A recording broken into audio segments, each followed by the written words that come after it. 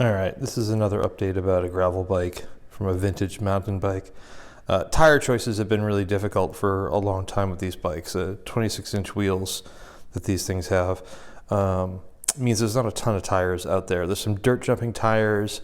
There's the incredibly expensive Rene Harris Rat Trap 2.3s, if you can afford them and if they'll fit. 2.3 is pretty big for a vintage bike, especially if you want to be able to run fenders, and I'd like to be able to run fenders. So I was really excited when Panaracer finally said that they were going to bring out some GravelKing SKs in a 26 by 2.1. Now, they labeled that as a 53 in metric. And I've got these running about 30 or 35 PSI right now. So I thought I would bust out some digital calipers and we'd see exactly how wide these really are, because I have not measured them with any pressure in them. Shall we? Let's see.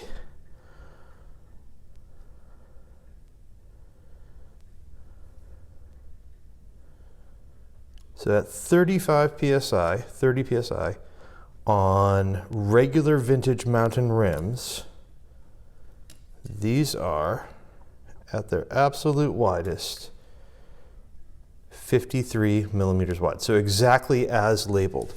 That means on this bike, I am able to just, with a little bit of work, get a full fender to cover it.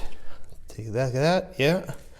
Front and rear, and be able to ride in the schmoo of New England in the middle of the winter without becoming completely coated in cruft. So yeah, I'm pretty psyched about those. These are running tubeless, I should mention. These are Crossmax rims. So I think they're 19 millimeter internal width, but it might be 21. I get a little rusty on some of that era stuff. Tubeless, black wall, and I went with the black wall because black on black, murdered. I'll probably black out these labels eventually just because they annoy me.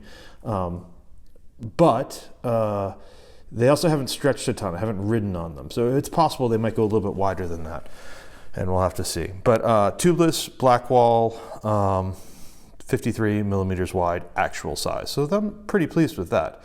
Last little teeny tiny update, because this is not going to be a long video, is about navigation. I've been really reluctant to get a Garmin or a Wahoo. I know how awesome some of those actually are. I know that they are like really good computers. But I have a hard time here. I have a hard time fathoming the idea of spending like $400 on a Garmin that does like the one thing, when I've already got like a really nice cell phone, several of them, that do really similar things. So to that end, I picked up a K-Edge out front mount. It's a 31.8 millimeter clamp because I'm running quasi new school bars. I mounted it on this thing. That meant having to move my little bell over a touch, and that's okay.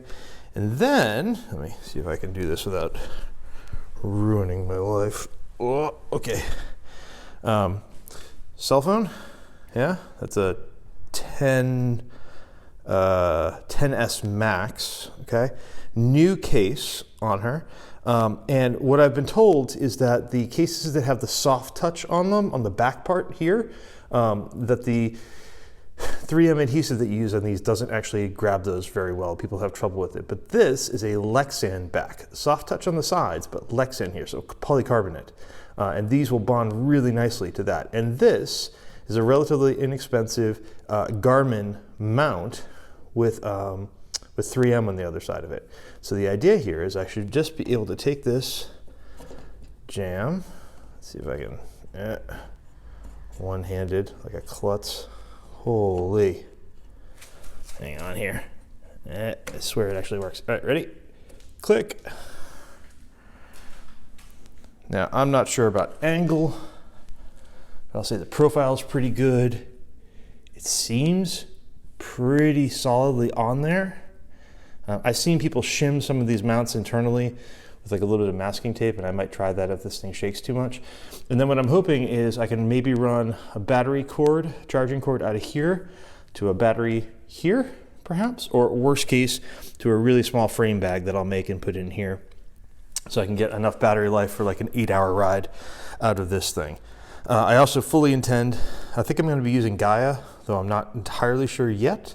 And that means if I do that, I can preload maps and I can turn off cell and Wi-Fi and Bluetooth and all that stuff. Basically run it in airplane mode with just GPS and preloaded maps. And that should cut down battery usage quite a lot.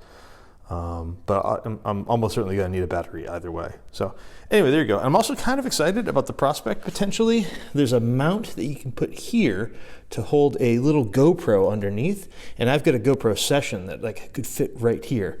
And that might be a nice trick for getting some footage of this ride. Anyway, that I think is going to be the nav setup on this bike. I think this is roughly the setup that the bike is going to be.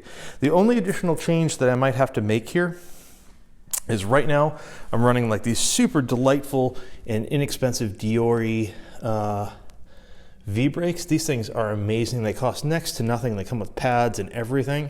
However, I am running STI levers, and STI levers, these are short pull or long pull, I can't remember, whatever. They're either short or long pull, and then these are the opposite of that. So these and those do not play nice together.